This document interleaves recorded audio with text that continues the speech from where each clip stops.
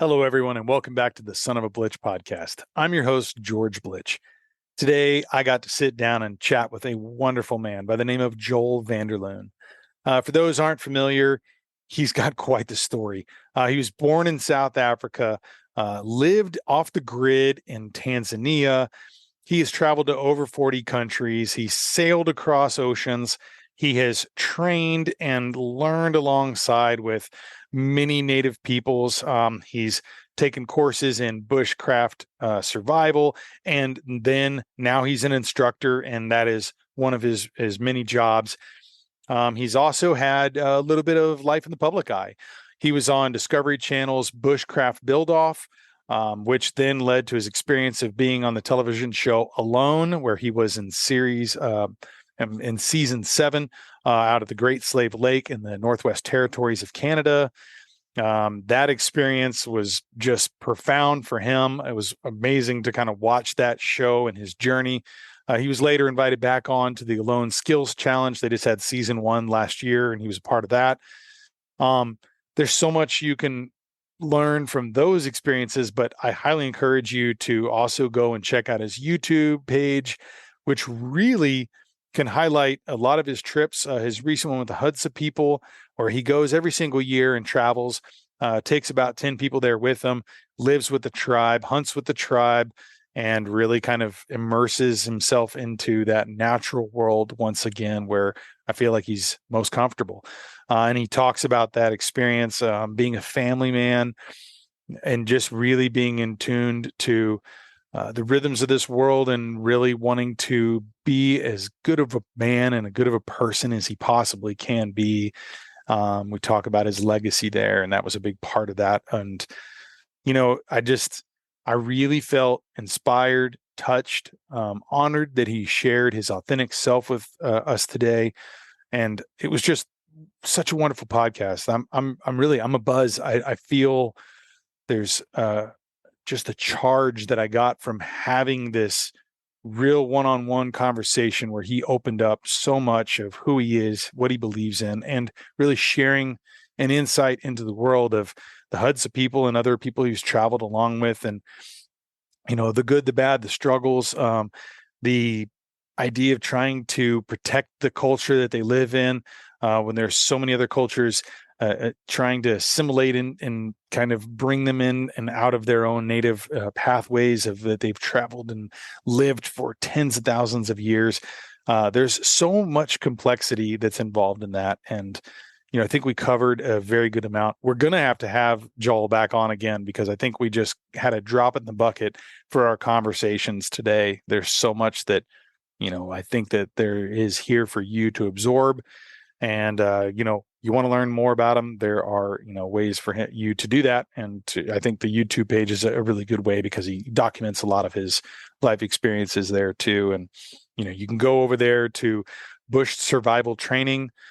Bush Survival Training is a great place for you to be able to sign up for one of his courses, Introduction to Hunting, survival courses, bushcraft training. It's a great website. He's doing this part-time. It's not a full-time thing. So if you contact him, you don't hear back right away, be patient.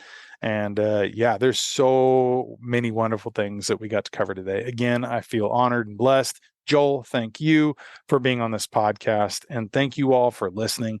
I know this is one you're going to really enjoy and get a lot out of. So without further ado, here is my interview with Joel van der Loon. Enjoy. Hello, Joel. How you doing today, man? I'm doing good, George. Good to be here. Oh, man, I'm so excited to have you on. We got so many wonderful things to chat about. I figured let's just let the listeners start with the beginning of your story. Let's talk about where you were born in South Africa and maybe transition to your time in Tanzania and kind of where you started to learn about bushcraft, survival skill, and your love of the outdoors. Yeah, I was born in South Africa, Durban, South Africa, and my dad he's originally Australian. Well, actually, originally Dutch, I suppose. It's a long story. But when I was about 8 years old, my parents separated, and then he moved up to Tanzania, East Africa, which is a couple countries north of South Africa on the east coast. And so I would jump back and forth between the two countries and really fell in love with Tanzania as a young boy. Just the wildness of it and the sort of undeveloped aspect of it. The adventures you could have there were just a child's dream. But it was probably somewhere around the age of 12-ish where my dad bought a pretty big piece of land that was completely rural, undeveloped, and built a house and did it all off grid. And being kind of part of that process, and then also having the surrounding bushlands and coastlands, which were very, very wild. I mean, we're talking buffalo, and we even had a hippo come through there once. But we'd seen hyena, leopard, lion. There was water buck. There was just so much going on there. A lot of bush pig, which is what I took quite a passion to hunting. And so that's where I really developed my love for the wild bush, and the wildlife. And then I guess you could say bushcraft. I was quite taken back by the Maasai people who we had employed to as sort of as guards on the property. I mean, we were obviously wanting to make sure that any people with bad intentions weren't coming in, but more importantly was keeping an eye on the wildlife. We had a lot of dangerous wildlife. So I got to talking to them and really put a lot of effort into learning the language. Swahili is the common language there. So I could communicate with them and they would tell me stories which would just captivate me. And so they taught me how to track. That was the first memory I have of anyone actually teaching me how to track animals. And we'd trail these animals and we'd try and hunt the bush pig together.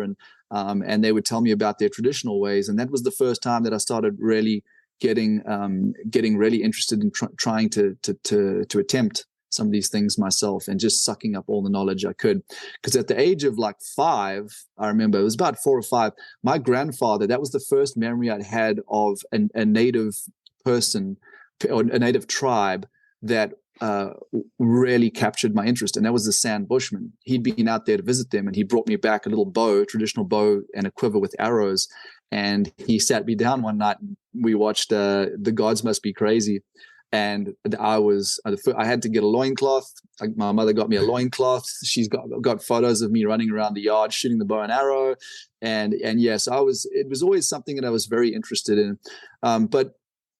It was honestly, I came to the States. I sailed over to the US in 2005. I worked at sea, sailboats and yachts and things for quite a long time, 12 years. It gave me a lot of travel and a lot of adventure, which I have always loved. As an engineer, what were you doing with that? Yeah. Okay. Yeah. So I started out on very, very small sailboats, sailing up and down the East African coast, and it really ignited my passion for. It was such a sense of adventure, right? You get out there in the middle of the ocean, and you're truly surrounded by wilderness. People ask me what's the wildest place you've ever been?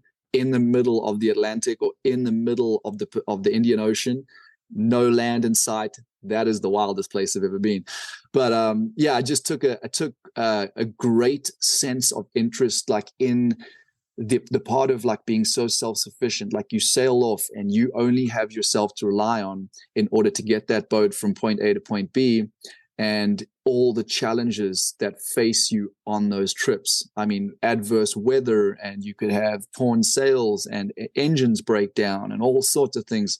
Managing your food wisely, because you don't want to run out of food, and the trips never take as long as you think they will. They end up taking longer. And so the challenge was incredible. Your sleep is so messed up because you're on watches, because someone has to be up at the helm 24/7. So yeah, all of that was just amazing for me. And so my dad had worked in the yachting industry in the Mediterranean as a young man with my mother, actually. And so he had sort of said, hey, there's an industry out there. You could go, great travel, and you could save some money. And so I just got a one-way ticket with my backpack to Europe, and ended up getting on a boat that I realized very quickly that the Mediterranean just wasn't the kind of environment that I wanted to be in. And so I got on a boat that sailed across the Atlantic, spent a season in the Caribbean, and then sailed up to the US, set foot in Florida for the first time. And I was like, wow, this country interests me. And so, I had actually spent, I think it was about a month in the US, and there was so much, I realized how big the country was and how much more I wanted to experience. So I managed to get a job. I kind of seeked for a job that was based in the US, and I ended up getting a job on a big sailboat that was based out of San Diego, California, and we'd spend a lot of time cruising Mexico. And at that time, I was such a passionate spear fisherman and surfer that I really wanted to spend time in Mexico because it's world-class spearfishing. Oh yeah. And so I did. And at that time, I had run across this beautiful American woman who's now my wife. And funny enough, we ended up, she came back to Africa with me. She was there for, I think about 8 months. So she got to really see where I came from, and we worked together, traveled together there for a little while, but then ultimately ended up back in the US. And, I'm a US citizen now. And if you had have asked me back in those days when I was running around the little African bush as a kid, and, would you end up living in America? I would have said never. That's impossible. How would that happen? But I feel like, the States has really, circling back, the States was a huge, I feel like this, when I got to the States, it just felt like home. It just felt like I was meant to be here. When I had we first sort of moved here officially and were living here, I wanted to do an expedition on a paddleboard down the Sea of Cortez, really challenge myself, and I wanted to take minimal gear. And so I thought to myself, I really want to know what I can find to eat along the way.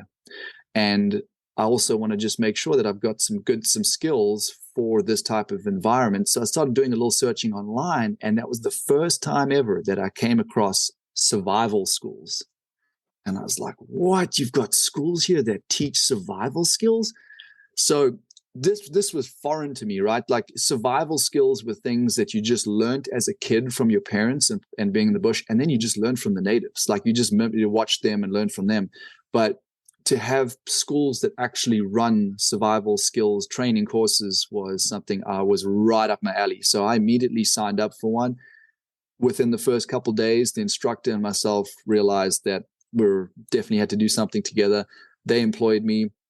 I went through a full instructor program and just dedicated my life to this whole survival/primitive skills world, and realized that there was not only schools, but there's whole communities that live and practice around these traditional skills. And there's big communities in Utah and Idaho, all the Pacific Northwest. I mean, there's just a lot of great people that want to keep those traditional skills alive.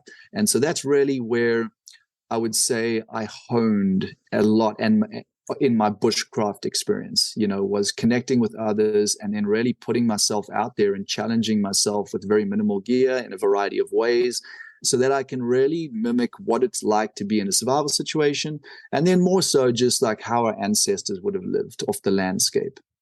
Sure. That's a long-winded answer. No, that's great, man. It really kind of sets the stage of kind of like how you have your own survival school that you're now at the hest of. And maybe let's go ahead and talk about that right now. When did that become something that you started out? How long you been doing that? And where can people take classes? Because I know I've seen some stuff where you do some things in Texas, so it's not even just the Pacific Northwest, right? You kind of have things all over. No, it's all over. Yeah, okay. I've run trips all over, and honestly, a lot of it has revolved around different terrains that I want to experience. There will be something that'll attract me to a certain area, and then I will just organize a trip with anywhere from 3 people up to 8 people. In Africa, I take 10. And they come and join me, and we experience these things together. So I've done a lot of one-off stuff, Florida, and I've done California and other areas. But Texas has become a pretty good staple. There's the introduction to hunting course that I run there, and that's a real hit. And I do that with my buddy Cole Wilkes, who's a very, very renowned elk hunter. So together we go out there and we just kind of give a great foundation to anyone who's never hunted, has no clue, to people that have tried and have been frustrated. So we really want to shorten that learning curve. We're running a 2-day elk hunting course here in Central Oregon, actually this weekend. and plan to run more. The hunting, I think, is going to be a big one for the future of the school, but it traditionally is bushcraft and survival. So I've gotten more into kids classes, which I run through the summer here. And then the biggest course of the lot is running a full immersion trip with the Hadza Bushmen in Africa.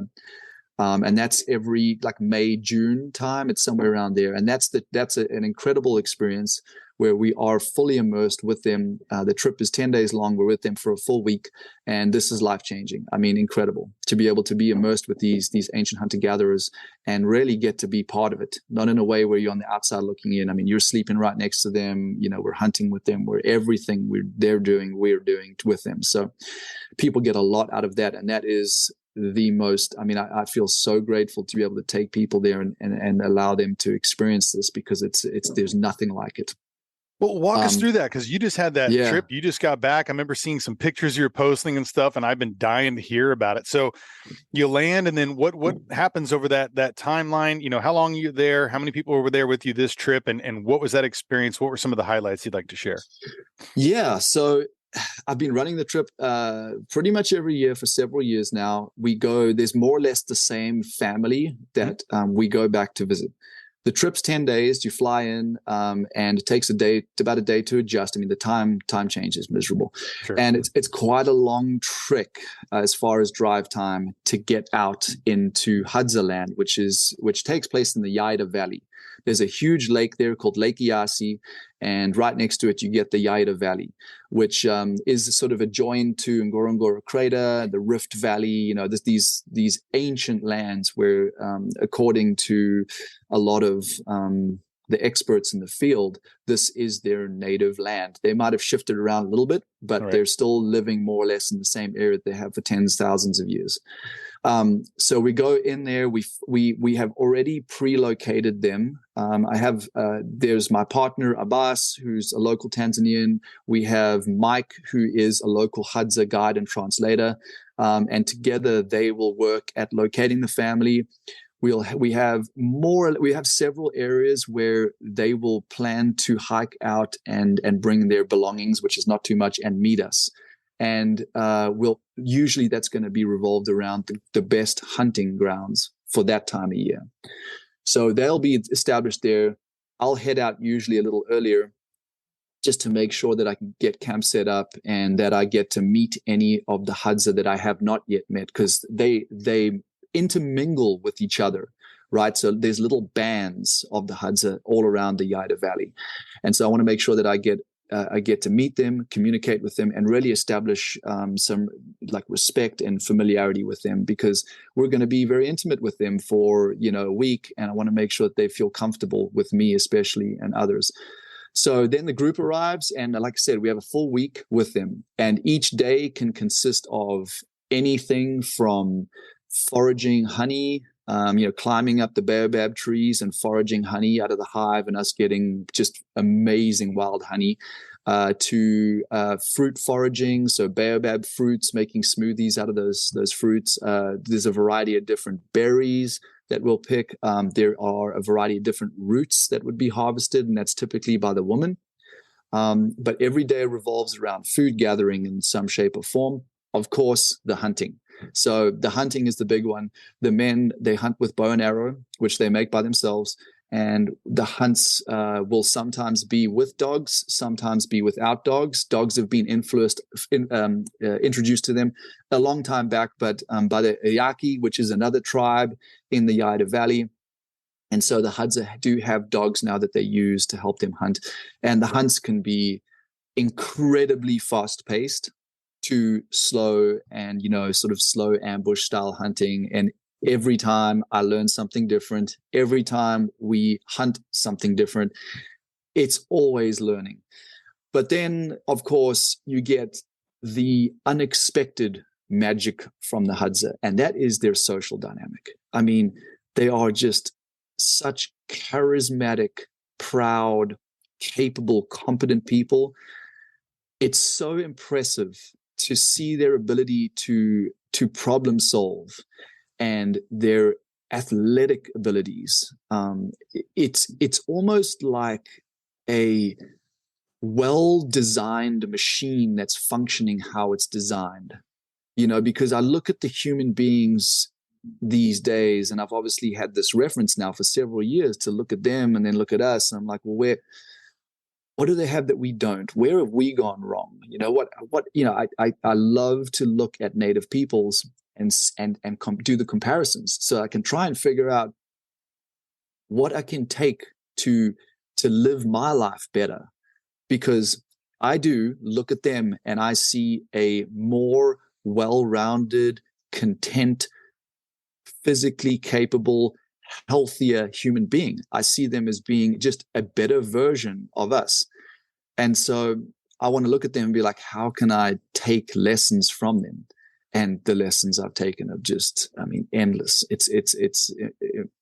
Some of them are just I'm still processing some of these experiences from like years back. Sure. It's an incredible experience. So like I could just keep rambling about them. But that was in a nutshell, what we're experiencing. We're experiencing their social dynamics. We're experiencing their family interactions between the young and the really old. And we're looking at their actual traditional skills, their friction fire making and their processing hides, and the way that they process meat, and their hunting dynamics and their foraging. We're seeing all of this as a group. Wow. Well, that kind of brings up a couple of questions. One, I want to know what all you were hunting. And then two, I'd like to maybe have you talk a little bit about that preservation, and being out there, in the bush, like what are they doing and how are they preparing the meat for, being able to have it last? And obviously it's not like refrigeration and freezers like we have in our mindset too. So I was curious about that. And, also wondering, is it like, are they doing brain tanning? What are they doing as far as like being able to, keep those hides, and what are they using them for? So I know that's a few questions, but maybe you can kind of, snake your way through those if you wouldn't mind. I will snake my way through those. I love that you brought that up, because food preservation. So first of all, I would say, so the Hadza, if you just we just put it in context to me through my lens, the Hadza are like wild animals. They're totally in tune, and their life cycle and what they do during the day, everything is dictated by the environment. They're completely they are the environment. They are, right? They are the environment. Yeah. And that is something that we're not on that level anymore. We're domesticated. So I call us the domesticated version of the Hadza. Okay. So with that being said, with domestication comes a lot of false information, and we get conditioned to a lot of things because we're told them generation after generation, and it just becomes kind of indoctrinated in our mind. And the food preservation is one of them. So you'll hear all sorts of things to the domesticated man that, don't leave in the fridge for more than 3 days. But that could be dangerous to eat. That's going to, don't leave it out. You can't leave it. It has to be refrigerated. So these are the things that we're all used to hearing in the domesticated world. For them, they don't have any of that, right? And so how they preserve food is the way we've been preserving food way longer than before we had fridges. Any animal that they hunt is going to be air dried. And they do have the benefit of being in a very dry environment. So it is high desert, but they don't cut the meat very, very thin so that it air dries real quick. They just hang it in big chunks, and they're not making jerky or anything like that. What they're doing is they're just hang drying it until they cook it up again. So everything that they eat, we eat. So I've had groups of people come out there, and there's very few that get an upset stomach from eating that meat. But of course, not just their meat. When we bring in a goat, oftentimes we don't want to put too much pressure on their meat. So we bring in a live goat and we slaughter it with the group, and then we get all the meat and we hang dry it. You just want to get the skin off. So they always take the skin off, and you've just got the bare muscle exposed, and you're just hanging it up in trees high enough to where the dogs and other animals can't get to it. And the meat, they don't preserve meat in the sense that you might have been interested in asking about. Like, they're not pickling, they're not making jerky. What they're doing is they're just storing it up in a tree until the next day they're going to cut a big chunk off it and cook it up. So the preservation is very much short term, but they never wash their hands. So here's the thing with the Hadza is they do not have a lot of water in the Yaida Valley. It's very, very dry. You have a rainy season that's more or less 3 months. You'll actually have some of those dry creeks and stuff flowing with water. And then after rainy season, literally a couple of weeks, and everything dries up. So they have to dig seep wells to get all of their water from. So they don't have the kind of water to access for showers and things like that. So they will spend months without bathing, dust bathing, just like elephants. They'll dust bathe. I mean, every day they're in the UV, they're in the dust. But they process animals.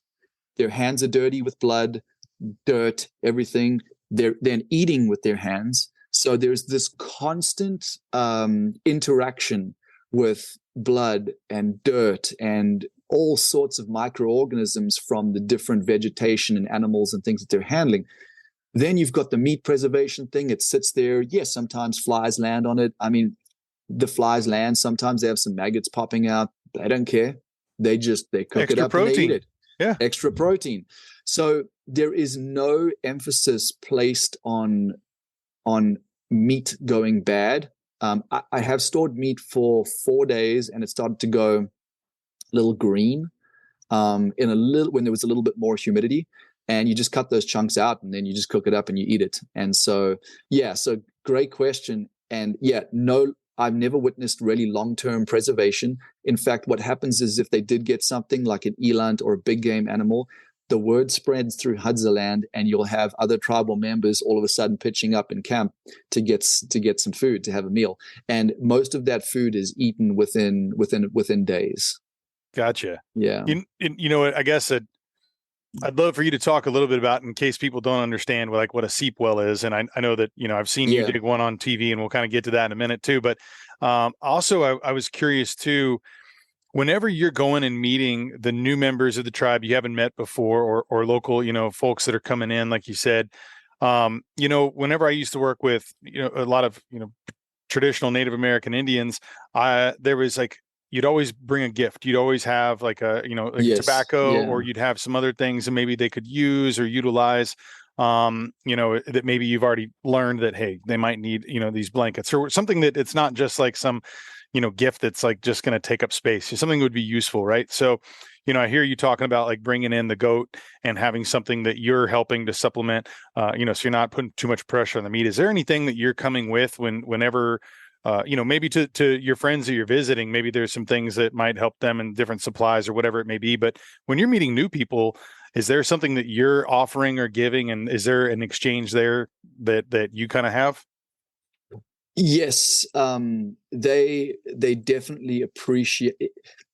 When we take gifts for the Hadza, which is every time we go, sure, it's gifts that are very practical. Right. There is no like with Native Americans, there is a big emphasis placed on tobacco, and that's very much for a spiritual aspect, right? Mm-hmm. For the ancestors, to respect the ancestors.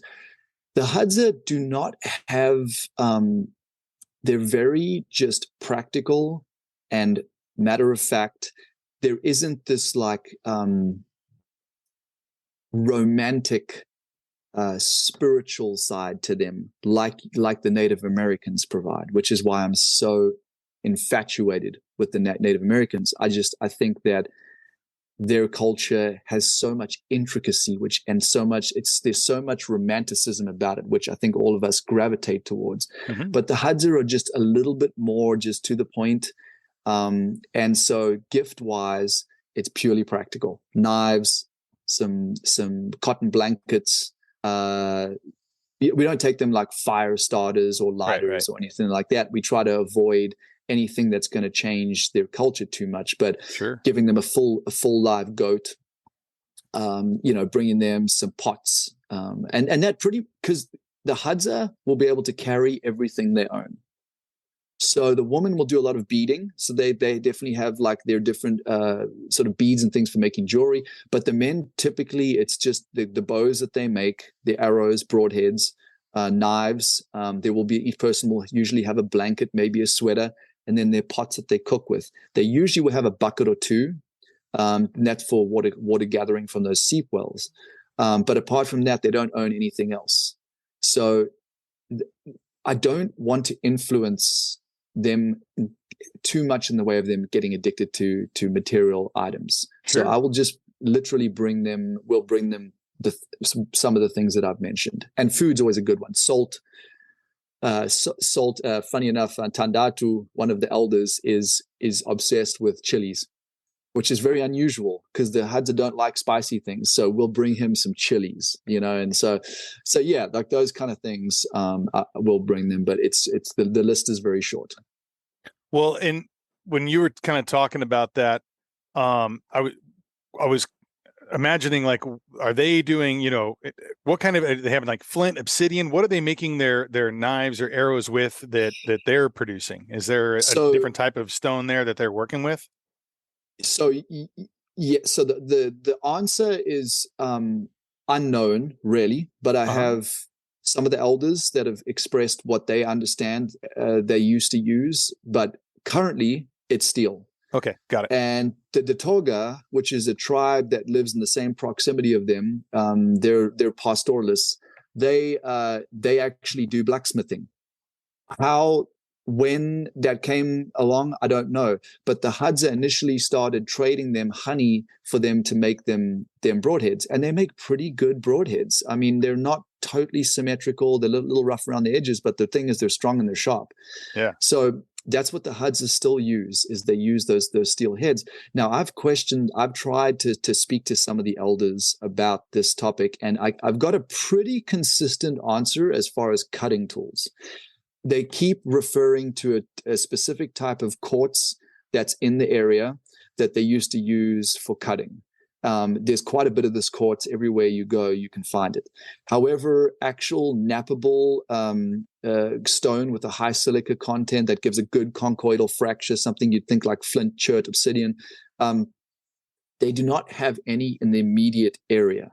But I have found trading posts, and they're always under big rocks because there's a lot of these big boulders in Hadza land, and they will often camp under them or camp near them, camp on top of them. And so I've found obsidian deposits and all sorts of other types. It looks like kind of jaspers and other types of rock that have been clearly napped with a lot of leftover remnants of flakes underneath these rocks. So I'm pretty convinced that the Hadza did used to use arrowheads that were made from a variety of different rock. But I've been told that from the elders that bone was what they used to use, bone as their arrow points.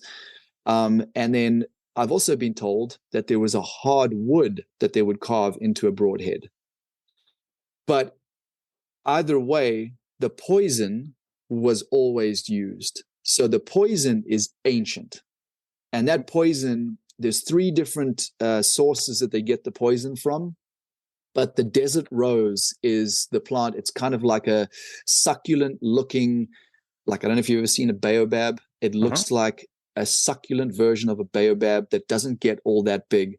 And it's the pulp of the actual trunk that they mash up into a like sort of like it's not quite a liquid, it's more of a mush, and then they'll boil that down for hours, and it'll boil to a black tar, and that tar is kind of like malleable, and they'll basically make a sausage around the sort of shank of their broadhead.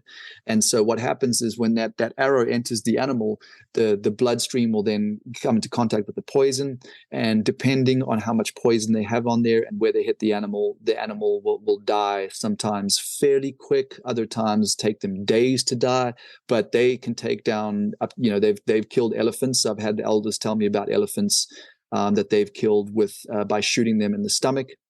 This is another very interesting topic. Is I say to them, well, where do you shoot big game back in the day when you had those kind of arrowheads? And they said that in the softest parts. So they don't shoot for the ribs or the heart, nothing near the legs. They go for the stomach because it's very soft and easy for the arrow to penetrate.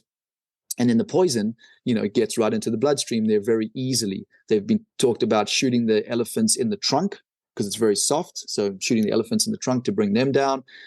So yeah, like the poison was the key to the success for them taking down big game.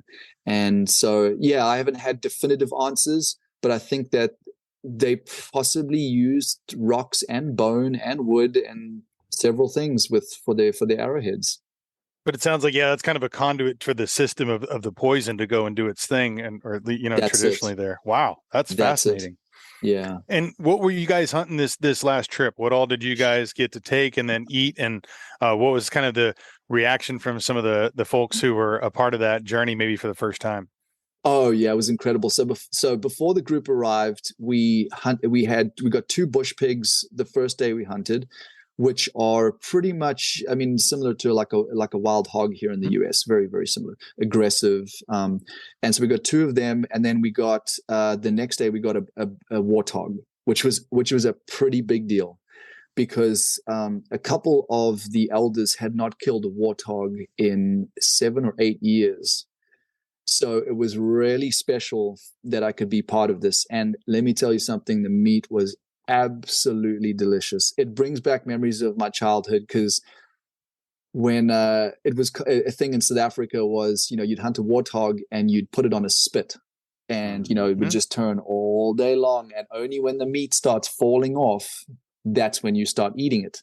And the meat was always so incredibly delicious. It's been so many years since I've eaten warthog that there I was eating it with the Hadza. But the special thing about it was that the warthog is officially a peme meat. And what that means is the Hadza have certain animals that they prize the meat and they celebrate the meat. And it's particularly the organ meat that goes to the elders. So there is a ceremonial process around the hunt of any animal that gives good epeme, and that's typically like the cream of the crop would be like an eland or a kudu, but a warthog absolutely is in this category. So it was pretty spectacular to see the excitements and the sort of like the reverence around this hunt. They would process the animal a little differently because they remove all of the chest meat, all of the organs, and the organs stay attached to the tongue. That's all part of the epeme. The elders, which at this point it was only 3 elders, went off and they boiled the meat, and they did ceremony around it, which none of the youngsters or outsiders are allowed to be part of that. So sure. I was dying with interest to know how they do their ceremony, but unfortunately I couldn't be part of it. But then they brought the meat back, and then all of the boys, the men, the males can sit down and eat the epeme. The broth was amazing. They ate, I mean, everything from, like I say, the tongue, you're eating the heart, the liver, the kidneys, and it was delicious. So you eat the skin too. They eat the actual skin that they boil up. Everything was amazing until they brought the testicles out. And I never say no. I mean, I've eaten vervet monkey brain, I've eaten tongue, I've eaten lungs, I've eaten eyeball, I don't think there's many things I haven't eaten from an animal, but the testicles from a male warthog. Now, anyone that hunts wild pig in the US will know that the males are musky, and generally ideally you want to hunt the young, or you want to hunt the females because they have more fat, they don't have that musky sort of flavor to them. This was very musky. It wasn't the top of my list of enjoyable foods to eat, but I did it. And the whole process of it was amazing. So yeah, we warthog, and then the group arrived, and then we got 3 vervet monkeys the one day. We got 4 baboon another day. We got first for me, bat-eared fox and a genet. I've seen them with the genet pelts that they wear for camouflage and that, but I've never eaten a genet. What is that? If you can explain. So bat-eared fox is obviously a fox. Yeah. A genet is a feline, and it doesn't look. It has a slightly longer snout. It's got beautiful like orange coloration to it, and it's a very small cat that's probably about the size of a big house cat. And they're very nocturnal. They do spend a lot of time up in trees. The bat-eared foxes, they live in dens in the ground, and they're also pretty nocturnal. So you don't get to see these animals very much. This was a night hunt, on a full moon that we went out, and we did manage to get those two, and we ate them, and the genet was surprisingly good. So that was the first experience I had of eating a feline or a canine. I'm not adverse to eating anything. I even eat the baboon that they hunt. But predators, of course, are renowned for carrying more parasites and being just sort of a more riskier animal to eat. So that's always been my hesitancy, but I would never say no. I mean, I would eat mountain lion in a heartbeat. I would even eat coyote. I would try anything. And so this was surprisingly good. And they have their way for each animal on like how to prep it. And then they have their little delicacies, like with the baboon, the skulls. They want to eat all the head meat. They just pick all the meat off off the cheekbones here, underneath here, and then they crack the skull. They eat the brain, and it's just full of fat, and they just love it. So, yeah, we got 3 dik, which is a very small antelope. It's a miniature antelope. It's no bigger than maybe a Jack Russell sort of size, maybe a little bit bigger than Jack Russell, but a small dog size. And they're absolutely beautiful, very elusive, tiny little horns, maybe 2-3 inches.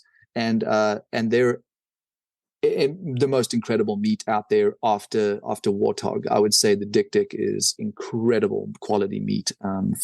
So we got to eat that too. And that's always a hit with the group, because that meat is very easy for anyone who is not really into eating game meat. That's a really easy one to eat. So that's a big hit with the group whenever we get those. They also do have, so the dik, another thing that we always do when you get those with the Hadza is they have the most ideal skin for making bowstrings.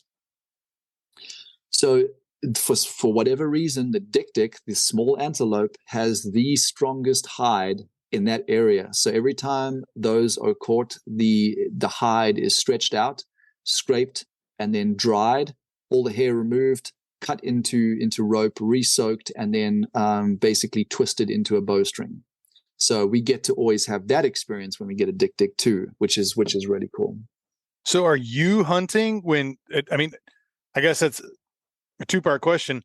Are you doing any of the hunting yourself, and are you drawing back? And are you then using, I assume you're using their traditional setup. Are you also going from A to Z and preparing and maybe doing some of these things and creating your own bow and arrows as well? Yes. Yeah. Wow. Yeah, I have. I've created several of my own bows. I've got pretty good at making the bows. The arrows are, to get them to the level of straightness that the Hadza make. I need one of them to finish it off for me. Just do the finishing touch. Yeah. What they do is they'll harvest the arrows, and then they'll straighten them with using fire and their teeth. Their teeth is a big one, so they'll just put it between the teeth, and they'll just bend it down, switch it around, bend it down. They'll look down the shaft for straightness. Bend it. By the end, you have what looks like a Home Depot wooden dowel. It's just perfectly straight. So, and all the fletching is done. There's a variety of ways that they fletch their arrows, and depending on whether it's going to be hunted for small game or big game. Small game tips, they'll carve in blunts. They'll add corn cobs on for blunts. I've seen them melt plastic bottle tops for blunts. They'll also make barbed tips. They'll just have simple, like a sharpened point for bush baby. It depends. They have about 5 or 6 different types of arrows, depending on what they're going to hunt. Sure. And there's specific animals that it's more conducive to like a blunt tip, blunt force trauma kill. Whereas there's other animals, it's better to skewer them and then try and retrieve them that way. And then of course, having the broadheads, they have 2 different types of broadheads. One is very barbed, and the other one is a little more of like a spoon tip. For better penetration. The barbed ones are used primarily for baboon, so that the baboon can't pull the arrow out, because the baboons are really smart. They get shot, the arrow's in them, and they try to pull the arrow out. If they pull the arrow out, the poison comes out and the animal doesn't die. So with the barb, they can't get them out. Wow. So I have had the opportunity. I've made the bows. I have hunted. I've to be honest, I've only killed a few animals. I've killed a baboon.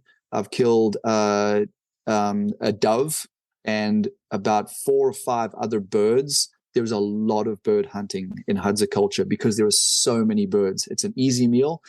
And the kids learn to hunt primarily by hunting things like squirrels and birds and bush babies, the small game. So I'm on the level of a kid when I'm with the Hadza. I feel like a complete amateur when I'm with them. So I spend a lot of time hunting with the kids and hunting birds, and I get a lot of satisfaction out of killing birds with the arrows that I make, the bow that I make with them out there. Sure. This year I got a dick, which was really satisfying.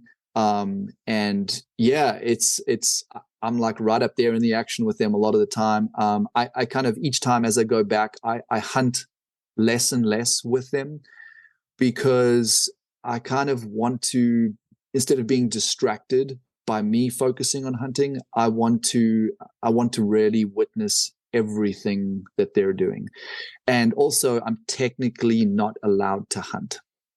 So that's another factor too. And so I want to respect that with the regulation. Obviously, anything I'm hunting, that food goes straight to the Hadza. And I'm not hunting very much. I mean, my success rate is very low with them, because I feel like by the time I leave, I've just started to get into the feel of that bow, and each arrow flies differently, so it's extremely difficult. But their ability with a primitive bow and arrow is incredible. The accuracy is incredible. I've seen them shoot doves out of trees at 35 yards.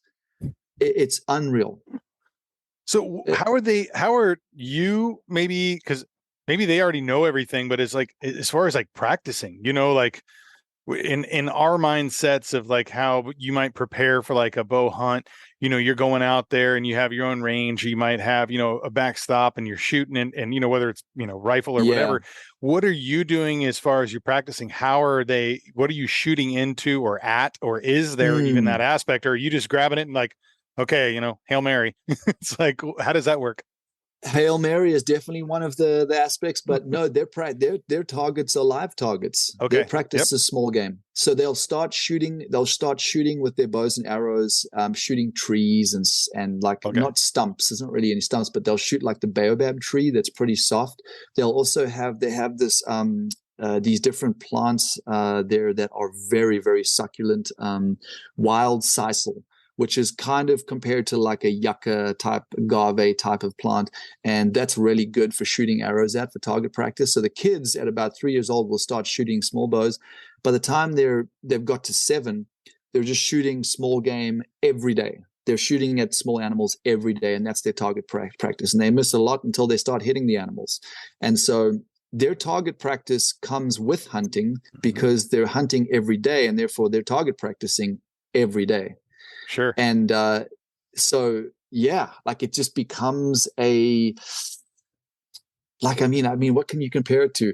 I mean, every day when you drive to work and you go through the whole routine, it's sort of like their muscle memory is so conditioned to it that they don't really need to practice in the sense, because they're doing it every day. Right. No, that makes sense.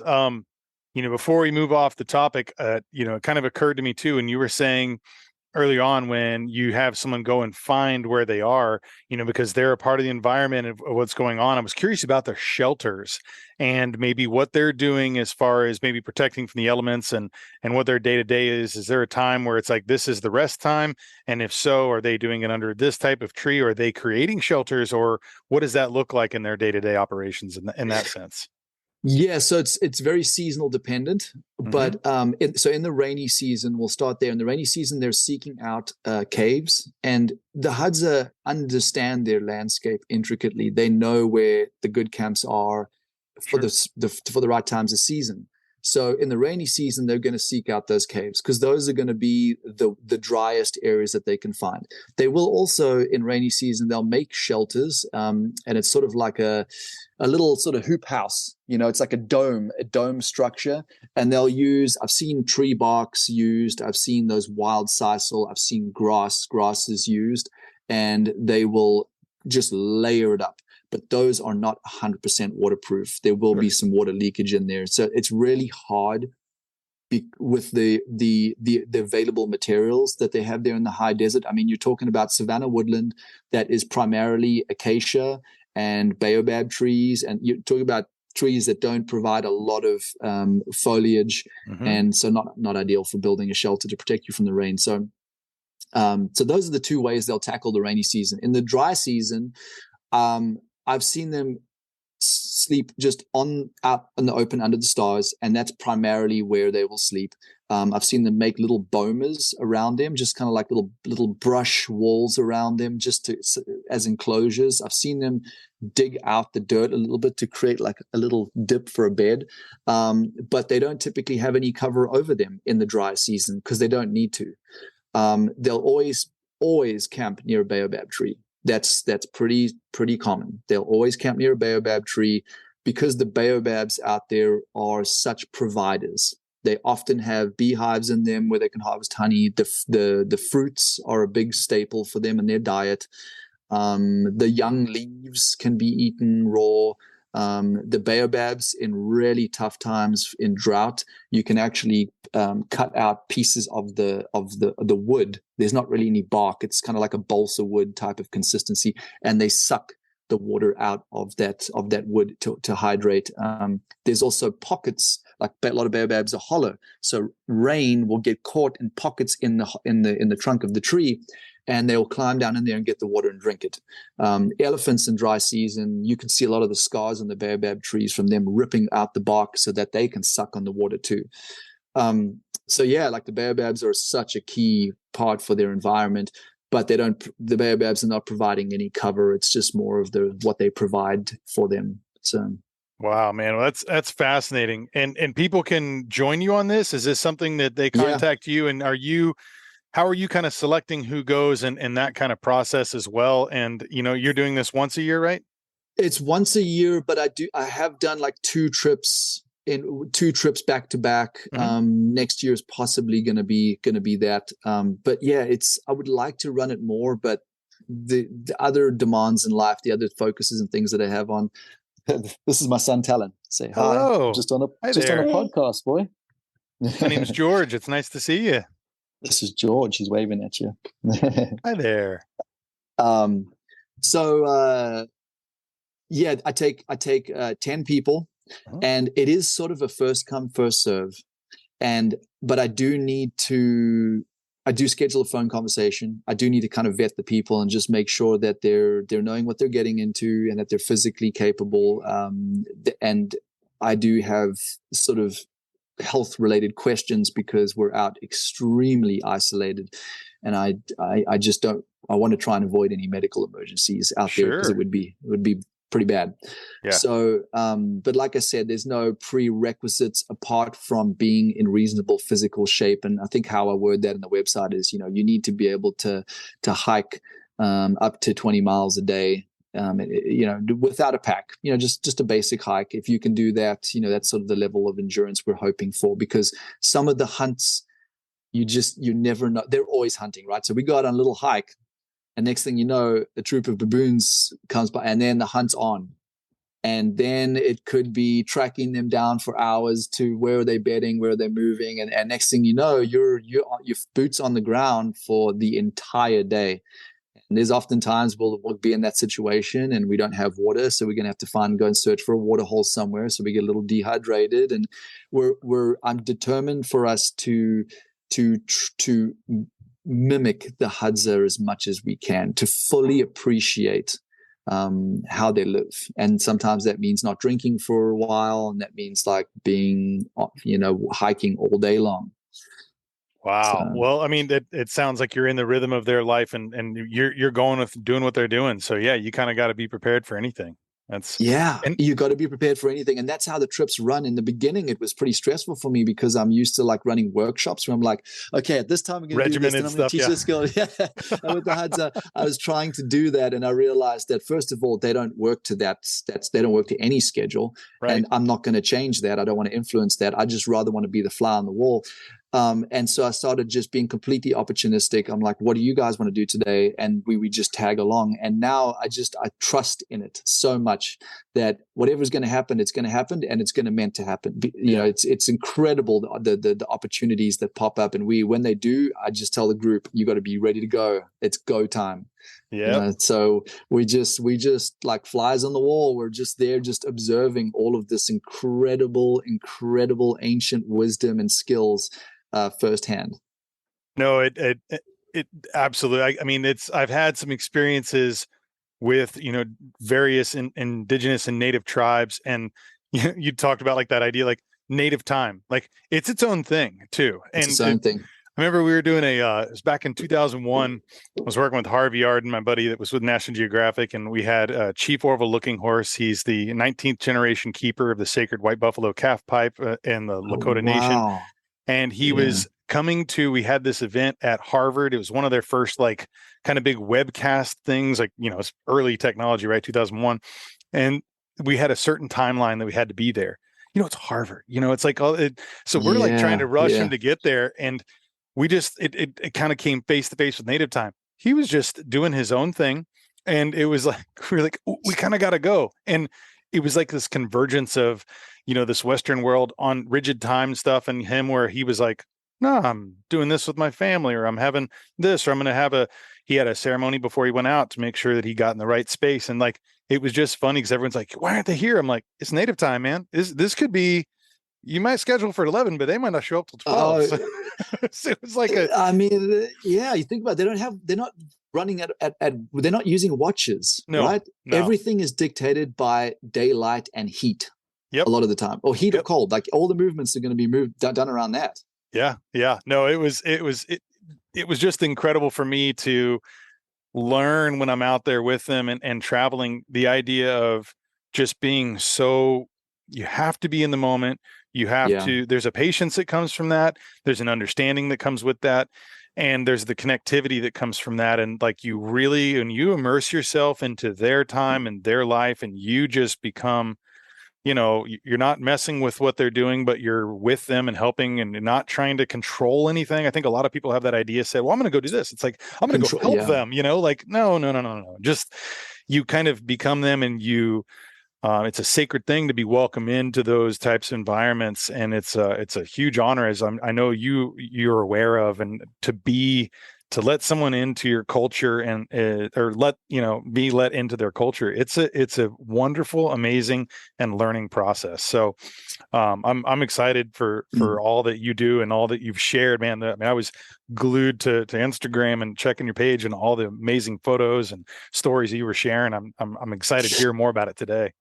Well, thank you. Yeah. And, you know, like, I think you've got to always mention the good with the bad, right? So we could talk about all the amazing things, but, you know, bottom line is that there's also the bad side.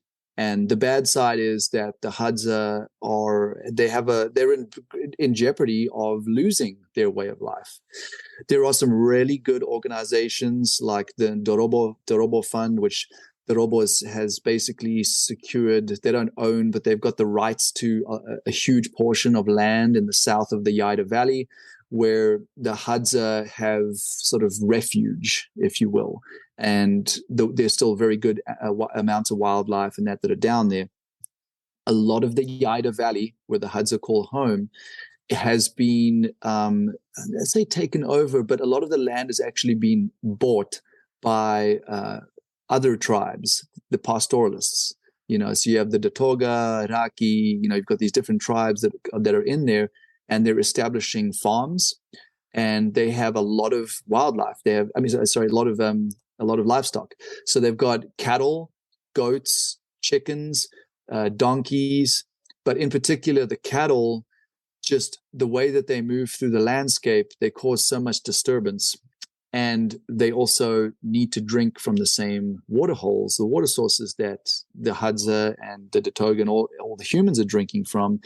It pushes a lot of the wild animals out of the valley, which traditionally was a travel corridor for them from the Ngorongoro Crater, which was that's a wildlife sanctuary. It's incredible.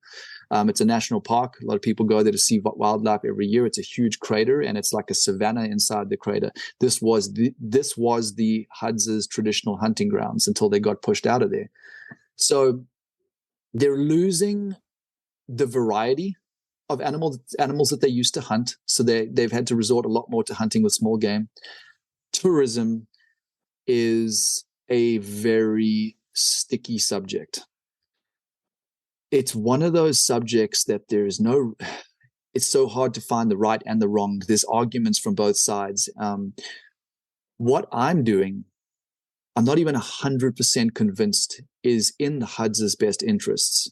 But, what I'd like to point out is that the Hadza there's obviously been a lot of awareness created around the Hadza. Guys like, like Joe Rogan has had on David Cho, and there's been the carnivore MD guy who's gone there. And I mean, it's mainly diet related, right? That's a lot of the fascination with the Hadza has been diet related. And there have been people that have gone out there to experience this firsthand. And then they talk about it in podcasts and they create a lot of awareness about the Hadza, which then I think attracts a lot of people to going there and seeing them themselves. Now, there's the most common way of tourism out there is safari companies arrange trips, which are one-day trips. You have to drive all the way down there. You get an hour or two with the Hadza. The Hadza, they do a dance, they do some friction fire, they shoot at a couple birds, and then the tourists pack up and they're gone. And it's like this all day long. Cars in, cars out, cars in, cars out, tourists in, tourists out. The tourists, and I can't hold anything against them, they're coming there to view wildlife, and then, hey, there's this Hadza trip. And when they come in, they're feeling, their emotions are, I'm feeling sorry for the Hadza because these people are living in the dirt. They're having to hunt for all their food. We feel so sorry for them. Here, take this watch, take some money, and so the money has infiltrated their culture in a way that is definitely a negative. So they do crave money now. They want to make a living. And unfortunately, there's no turning back from that. That's they've eaten the forbidden fruit. And I take it upon myself every year to understand, to explain, as deeply as I can to them, the risks. But how can you explain to a child the first time that they eat chocolate that it's not good for them and they shouldn't eat it, when their body is telling them this is amazing, the feeling they get? When you tell them that they really should avoid relying on making money because they can provide all the food for themselves. However, if they make money, they could go and buy alcohol, or they could go and buy soda, or they could, they're like, well, why? So I think that they understand some of the danger, but at the same time, it's been a lot of factors that have influenced it. And I would personally say one of the major factors here are the guides. The guides have seen this as a money-making business, and they will approach certain Hadza and strike deals with them to bring tourists into that area. And so there's this exchange, this monetary exchange, which has become something that has become like they rely upon. So unfortunately... Oh, okay, Bob, I love you. Have a good day. Sorry to have to interrupt you on that's that okay. One. Hey, nice to see you. Take care. Love you, boy. I'll see you later. Okay. All right. So this topic that I'm talking about could go on for ages, and I don't want to kind of get really into the weeds, but tourism is both positive and negative depending on how it's done. You look at the way, in my opinion, the way I'm doing it, the way that the Robo Fund is doing it. These are tourists that are being attracted to these specific full immersion experiences with reverence and respect for the Hadza, and coming into it the right way, where the Hadza are being encouraged to display their traditional skills. And that's what we're there for. I said to I always say to them every time, I'm like, we come to you because of what you are. If you change, we stop coming. So I try to do whatever I can to get them to keep passing the skills down onto the youngsters to keep doing what they're doing. The money is something that's not going to change, but if they can find some sort of a balance, and I ultimately think there's a lot of books on the Hadza, and I've read a lot of them, and I think that ultimately the anthropologists look at it in this way. They're like, the moment that the Hadza stop hunting and foraging for their food is ultimately the end of their culture. Sure. And so the way I look at it is they need to keep foraging and they need to keep hunting. So I donate money to the Hadza. I put a Hadza kid in school. I help them out as much as I can. And there's a lot more that I'm working on to help them. But the Robo Fund is a really good place if anyone wanted to donate money to help the Hadza. But yeah, ultimately securing more land for them is what I'm trying to work on. And I'm really trying to allow them to find a balance where they can make a financial living, but they still get to hunt and forage and pass those skills on to their kids.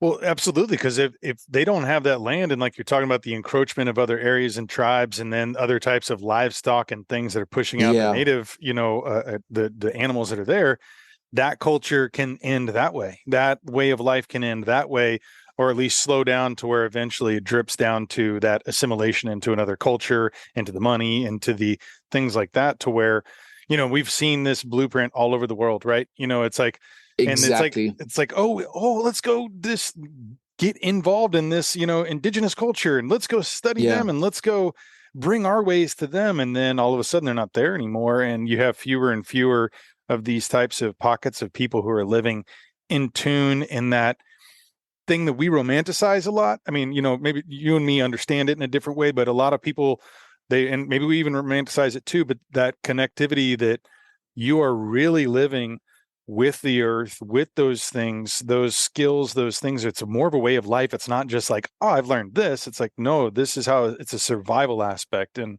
it's a survival aspect. Yeah. And, I guess that's a good pivot point now to talk about maybe, all the things that you've learned from your travels, from the different courses that you've taught, that you've taken, maybe, eventually you were brought to the experience of being able to showcase and to practice these things in the TV show Alone. And I'm curious how that kind of ended at your doorstep. Is that something you sought out? Did someone suggest to you? Like, how did you get involved? And then, for those who don't know it, you were in season 7. You've also been in the skills challenge, but in season 7, you were in the Slave Lake, was it, in the Northwestern Territory of Canada in Arctic? Correct. And Great Slave so maybe Lake, talk about this and talk about that experience, and maybe just kind of, let it go. I'd love to hear more about that and how that came to be. That was a life-changing experience. I mean, when people say, I had a life-changing experience, at the moment, you feel the gravity of the experience, and then over time, it wears off. So it is life-changing in that moment, but the lasting effects are not that profound. This was a life-changing experience. The effects, I don't think, will ever die off. The way I look at things, the way I look at my life, the level of gratitude that I have, and the level of connection that I have with, our creator and the natural world, has just been, it was such a pivotal moment on my life. And, a lot of people look at those experiences as simply like going out there and trying to competitively win a competition. That wasn't my objective from day one, and it wasn't my objective during. And, I knew that it was going to be, for me, almost like a rite of passage, like the culmination of my spiritual beliefs and my physical skills, my relationship with the natural world and the wildlife. It was going to put all of that like in the same, it was going to throw it all together, and we were going to see what's going to happen. And it was everything I could have asked for. Alone came out of a different TV show on Discovery Channel called Bushcraft Build-Off that I'd done back in 2016-ish maybe. And through that, I'd met two people that I admired deeply, Matt Graham and Dave Nisia. Matt Graham is renowned for dual survival and a few other Discovery Channels that he's done. He's in the primitive skills world. You'd be hard pressed to find too many individuals that could display more knowledge than he has. And so the moment that I went took that show opportunity, I knew that I'm going to get to meet Mac Graham and get to know him and ask him a lot of questions. And so we really hit it off. And Matt and Dave were very good friends. And so we would, around the campfires after filming, we'd really chat a lot about different things, mainly atlatls and bows and arrows and things. And Dave was from season 3 of Alone. He had done it 2 years prior, I think it was. And I just said to him, hey, Dave, if Alone ever asks you if they need anyone, put in my name. Sure enough, it was 2018 and I got a call. And they were like, Dave recommended you and we just wanted to find out more. And one thing led to another. And I was selected out of the 22 people that went to boot camp. I was selected as one. And the whole experience happened. It happened. And I look back and I'm like, man, how lucky, how grateful, because you have tens of thousands of people that apply for these shows to be on Alone. And I got selected for that experience. And not to mention that, just the experience of being out there alone, the whole experience with the production team was amazing. But more importantly, the people that I met at boot camp, and of course, the 10 people that were selected for the show, I mean, lifelong friends, and the amount I've learned from them, and the amount of respect that I have for them has been also, it's been such a blessing. I mean, Cole Wilkes, my closest friend and my hunting partner, and I mean that he was from boot camp, and so we were like thick as thieves, us two. So yeah, the whole experience was incredible. I mean, I don't know what avenue you want to go down, but there's a lot of different ways I could talk about my experience. Well, and I think, we may have to have a part 2 because there's so much to cover, but for those who don't understand, maybe kind of lay out the premise of, you're allowed to take a certain amount of things with you. What's the goal there? What is the end all being? I know it's like 100-day, right? Is like the challenge, but there's 10 other people, and maybe kind of lay out exactly how it is, and then where you were, and kind of, maybe, take it what you took with you, and maybe some of those reasonings behind that. Yeah, so Alone is pretty typically based on a last person standing wins $500,000. Season 7 was the first and only one up to date that did a $1 million challenge to hit 100 days. So I think before that, 82 days was like the record, which is substantial, and they wanted to hit that 100. So and we were in the Great Slave Lake. They've done it a lot in Canada. They've done the one in Patagonia, Mongolia. So they tried to choose different locations. I think this year's season 10 is just airing right now. So I was season 7, and you get given 10 survival items to choose from. You then have to film everything yourself. So the 10 items you take with you, a bunch of camera gear is dropped off preemptively for you, and then a helicopter or a boat, some way you get dropped off out into these wilderness areas, and then you're left alone with, except for medical checks and camera, they take your SD cards, the batteries, med checks, and that once every 10 days. So once every 10 days, you'll have some brief visitation from the production team. And a sat phone too, in the case of emergency, right? Yes. Or something? Okay. Then a whole bunch of safety gear, depending on where you are. Like bear spray, bear bangers, life jackets, whistle, like a whole host of things. Yeah, you'll have a beacon that you carry, satellite beacon, 24/7. You'll have a satellite phone that you carry. Chippy, come here. My dog's going a little crazy behind me. Yeah. And so, yeah, safety-wise, they do take as good a care of you as they possibly can. But when I say that it's you're alone, you're alone. Right. And I know that in my season, provided the lake wasn't froze up and the weather wasn't really bad, the quickest they could get to you if you push that button is 2 hours.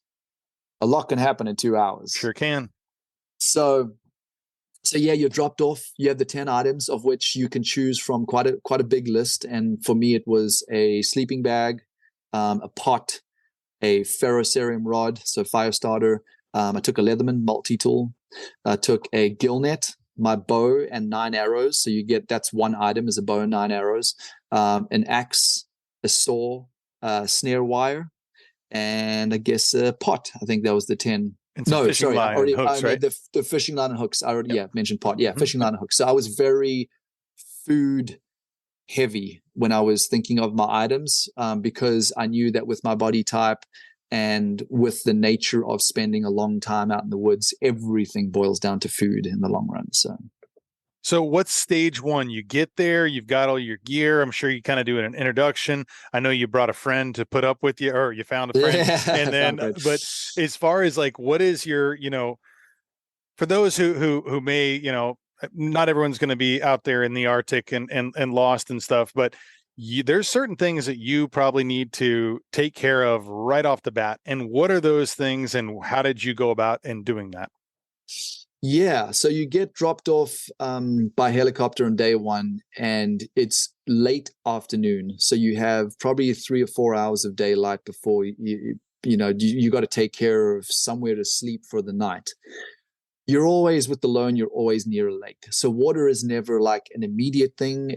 But the fire and the shelter is something that's, I think, on most people's minds immediately, because the fire is absolutely crucial to have out there, not necessarily on day one of drop off, but for long term, once the winter really starts to set in, it's absolutely crucial. So the first thing that I think most people like to do when they get dropped off, what I did was I just have to take a moment.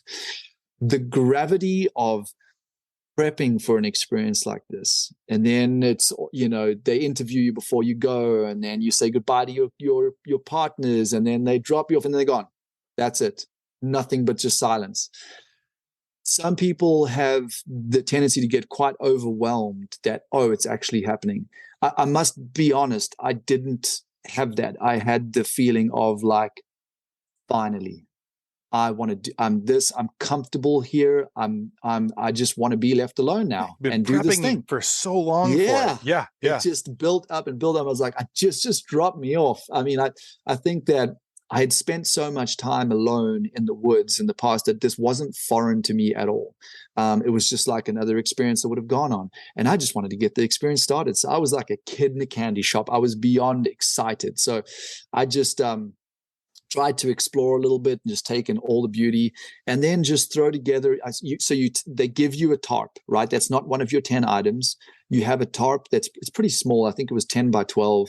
But you have a tarp to cover your camera gear because they want to make sure that that's all protected. And of course, we use it to build shelters. Uh-huh. So we have a tarp, and I just basically threw some string up between 2 trees and just made a little makeshift A-frame that I tucked into for that night. I made a fire just to test out some of the tinder sources there, which had some birch bark, which was really good. And so I'd found some good tinder sources, so I knew I could make fire.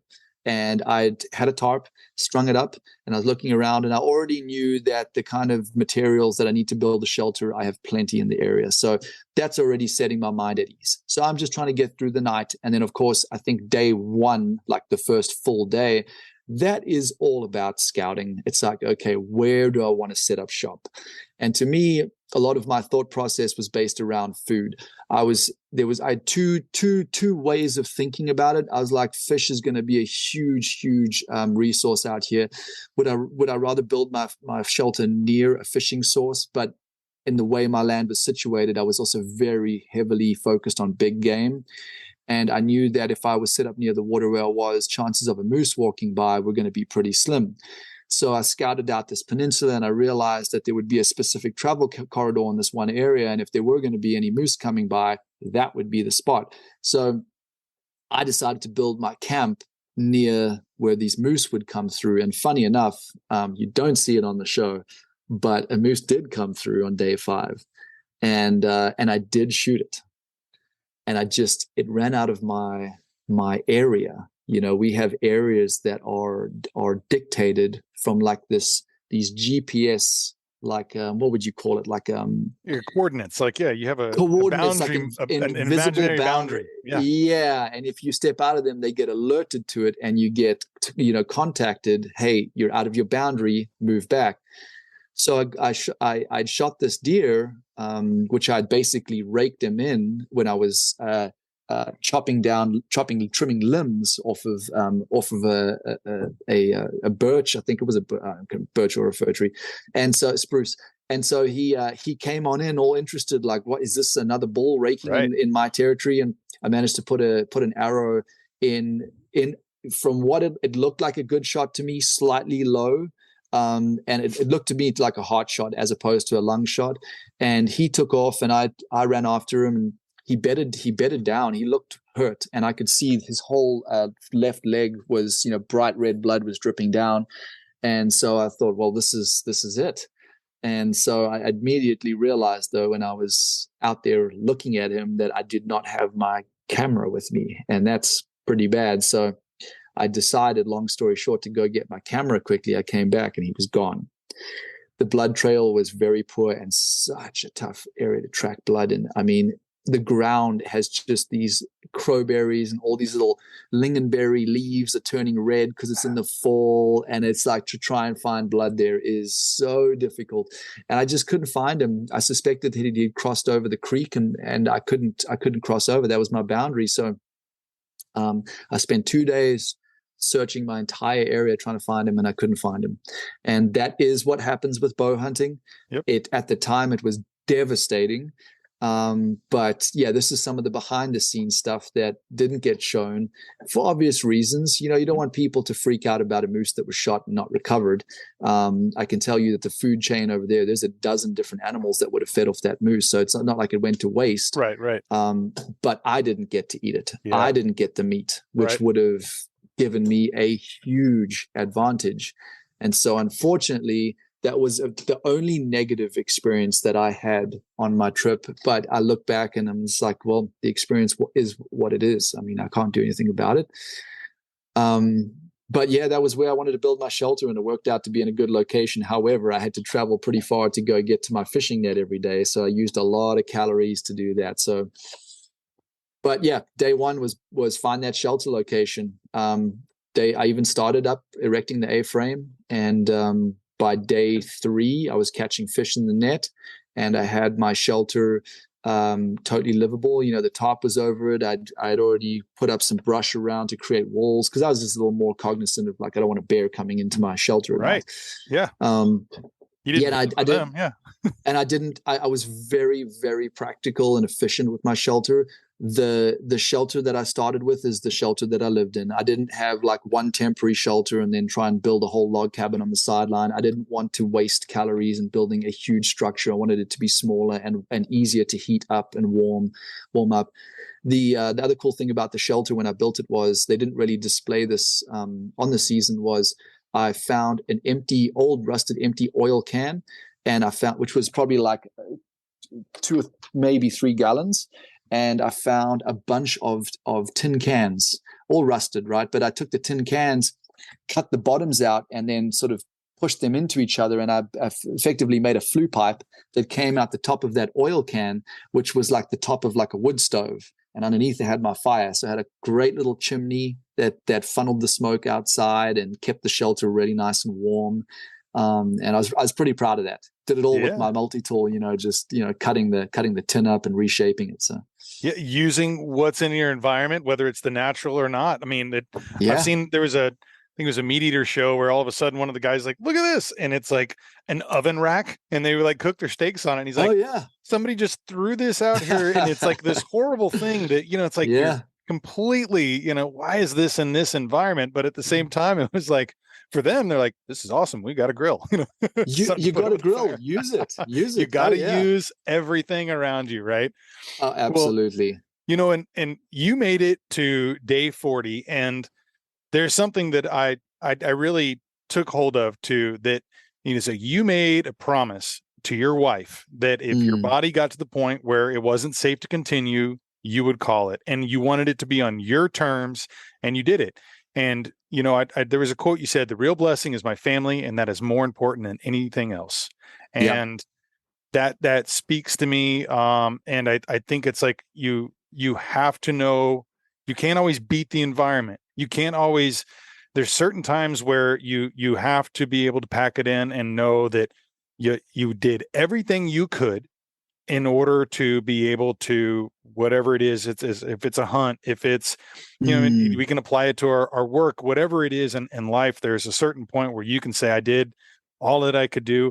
And when it comes to be a safety issue, that's something else that you have to take. And it's not about, trying to be the strong man or woman. And, you have to know what's right, and you called it on your terms, and I have a ton of respect for that, Joel. And I kind of maybe want you to talk about that and that aspect, because I feel like, watching your journey there, it's a win for me. Like seeing all the things you did, and I'm just, it was a wonderful thing to be a part of. And I have utmost respect for you and for also making that decision to make sure that you're coming back in the right way for your family. Well, thank you. Thank you for all the kind words. Yeah, that was not an easy thing for me to do, because Sure. it's not conducive to my personality. It's I can tell. I want to go until there's nothing left on the table. So it was a really tough decision, but I did make that promise. I had a 2-year-old son at home, and I'm the breadwinner of the family. And if I had something happen to me, whether not as serious as death, but like a physical, I mean, Corey's a great example from my season, right? Or he was carrying a log and he stepped that bog. You walk through that bog, it's really hard to tell if it's a soft patch of moss and there's like a hole underneath it. And anyways, he stepped in one and he damaged his knee, and he's had issues for years. Still to this day, he's got issues with that knee. And I just thought, if I do something to my body that doesn't allow me to work, or even worse, it has a permanent injury, I just, there's too much more that I want to do in life, that I would really hate to like not be the best father and that I can be for my son because of a physical limitation. And you do think about those things out there. You have so much time to think about everything. So, you think about all the ins and outs of like what can go wrong. And I don't typically think that way. I'm typically like a little bit sort of naive in the sense of like, everything will be fine. Everything will be fine. But I had to make that decision. And it was a big hit to my ego, because it was a big hit in a couple of ways. Leaving alone was kind of like a bad breakup. I felt heartbroken leaving that environment, which I felt so in tune with. I didn't want to leave. I didn't want to leave. But my body wasn't able to give me what I needed it to give me anymore. And, like you say, on my terms, I could have done what others have done and just lay in my shelter all day, conserve calories, and then just come out every now and then, maybe set the net and, get a fish or two. But is that the kind of experience that I wanted? Is that the kind of experience that's really going to benefit me? I didn't see how it would. So I decided to, while I still had enough energy, was to just call it. And, the thing that was so profound was getting to the family aspect. In the beginning, there definitely was the competitive side of me that, hey, I would love to do this 100 days. I mean, I'd love to win this thing.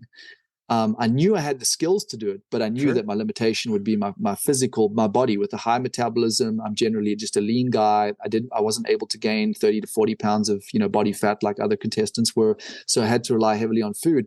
I started getting food consistently, and I thought, oh, wow, I don't need to hold back. I'm doing great. And I could have definitely done better with conserving my calories, but I was so driven and motivated out there that I wanted a full experience. It was not too far down the road where I realized just how fantastic I had it in my life. Like just how amazing, my family, where we live, like how good I have it, that it started to really ruin the competitive aspect for the money. I was just like, I have one. I am rich. I think of what I got. Yes. I am rich. Yes. I'm like, and I kept on coming to the same thought. It was always like the money would make my life easier, but not better. And so with that realization, I just didn't have the drive to go out and win, but I wanted to be out there for as long as I could, purely because I'd established such a beautiful relationship with the spirit of that land. It was very accepting of me and supportive of me that I just wanted to continue feeling that. My mind slowed down to the pace that our human minds are designed to run at. And when you know that feeling, it's so blissful that you don't want it to end. You just, where boredom doesn't even happen, where everything, rain, wind, snow, you just accept it. It's all just accepted as natural, and it is what it is. And that is such a blissful feeling, because you feel like you are absolutely connected with the landscape in a way that we are designed to be. And I didn't want to leave that, but my body was not allowing me to take care of those fundamental things, which what really boiled down to was a lot of severe insomnia. I think it was a mineral deficiency. Dehydration and insomnia were really debilitating for me. I think a lot of my fatigue was coming from that, not so much starvation. I think it was more related to a lack of nutrients and dehydration. So yeah, I decided to call it. And, because I sat there on, what was it, day 39, and I was thinking about my experience, and I had wolves. I saw the wolves across on the frozen lake, and they were howling at me. And I was just like, what else do I want? I mean, I've done everything I could have imagined. And I thought to myself, the only thing that I really wanted to do was I really wanted to hit day 60. I really wanted to hit day 60. That was like my minimum requirement personally. And I really wanted to be able to fish in the ice, chip a hole in the ice and fish in the ice. I thought that would be an amazing experience. I've never done that before. And so I was looking at it, and I was like, the only reason that you'd want to stay is an ego thing, because I kept on getting attached to that number, right? And so I just had to put my ego aside and just be like, you know what, tomorrow's day 40. 40 is a good, 40 is a good number. I think it's time. And so, yeah, I called it. And obviously now I do have some regrets. I wish I could have been out there longer in that, but at the time it was the best decision I could make. Yeah. Well, it like you said, it's something that you continually can learn from. You can look back on it and say, I wish I maybe had done this or that, but that's not what it's like when you're really in the moment of something and you're living that. You're not thinking about that alternative, kind of the metaversal thought, like of what would I do here in this? And you're just being in that moment. You're in tune with that environment. Yeah. And then, then like the reward is at the end, you've had that experience, then you get to go back to your family, and you get to go back and you can apply all the things and those experiences you've learned, and they can continually roll out. Like you're saying, you're still thinking about your trip of the Hadza, like from years ago, that there's still things that, and I'm sure that your time at the Loon and like all these experiences, as you kind of can come to, have those in your life and apply them however you do. And I know I want to talk again. We're going to have you on the podcast again, because I feel like there's hours and hours of conversation we can have. I know that, we're a little limited in time today. So, before we go, I'd love for you to, two things. One, I want you to talk about where everyone can contact you, learn more about what you got going and some of the courses you have and how they can get involved. And then, I think this may be a great touching point to your experience there with the Loon, because I think that there's some things that tie into it. I'd like to know about what you want your legacy to be, and how you want to, be remembered, and, maybe that's in that professional setting, and, and maybe some of these experiences we've talked about today, and maybe, as far as like that, and how it is like personally as a family man. And, you can touch on that however you want, but those are the last two things I kind of really wanted to hear you speak about. Sure. Well, I'll start with the legacy thing. I don't have any desires for any legacy. I'm just a humble two-legged. I don't feel like, as being a human being, that I'm anything special. And I do think that humans are generally inferior to the natural world. I could pick almost any animal and look at it with greater admiration than I can looking at any other human being. So for me, the legacy is just simply like, if I could have people say, he was a good person. He was a good person. There was light that came off of him. He affected people in a positive way. Man, that's all I ask. I'm here to represent that of, our creator, the light, the goodness in the earth. And I try my best to live my life to doing that. And that's all I want. It would mean a lot to me if my son could grow up throughout his entire life looking back and being like, I was proud of my dad for whatever reason, but I'm proud of my dad. I'd be totally happy with that. I'm not looking for a lot. I'm here just to experience this amazing thing called life. I think it's an absolute blessing. And I love walking down the road, trying to learn more about it each and every time. So great answer, man. Love that. So that's it. As far as finding me in that, first of all, I don't teach full-time anymore. Mm-hmm. I burnt out from teaching full-time. So I do part-time, and I found a really good balance. So please, if anyone reaches out, just don't inundate me with requests to do a lot of private training stuff. I'll pick and choose accordingly. But there are going to be scheduled courses. There's not a lot of them. But yeah, bushsurvivaltraining.com is the website. The Hadza trip is obviously a big one. If anyone is very interested, that's the website. You can also check out my YouTube channel, Joel V Bushcraft. Instagram, I'm not really very active on Instagram, but that's also Joel V Bushcraft. But YouTube channel has quite a few Hadza videos, and that's where people can really get some insight into how the interactions are going to be. And then they can also they can reach out through the website. That's the best way to reach out to me, is just through the website, bushsurvivaltraining.com. But yeah, I'm always wanting to run new types of courses, and the hunting direction, especially involved with my partner Cole Wilkes, who's involved with Hunt Wars and Elk Bros. We're diehard elk hunters. It is the passion. Well, we hunt other things, but elk are just, I think, the cream of the crop when it comes to any species you're going to hunt. And so we're definitely going to be doing more together in the future. Elk hunting courses, more introduction to hunting courses, which have been a huge hit. And I love what people get out of that. So more to come. That's wonderful. And more to come. We're going to have you on here again sometime. There's so many more questions I have, and I've just thoroughly enjoyed your take, your viewpoints, your experiences, what's that's translated through and what you're sharing with us. And I know I've really enjoyed being able to sit down and chat with you today, and I look forward to doing this again and in person. So we'll have to make that happen. Absolutely. Yeah, I'm sure we'll meet in person. And thanks so much for having me. It's been a great opportunity to share some things about the Hadza, and I'll see you next time. All right, man. Well, you take care of yourself. Enjoy your afternoon. All right, you too. Thanks, George. Take care.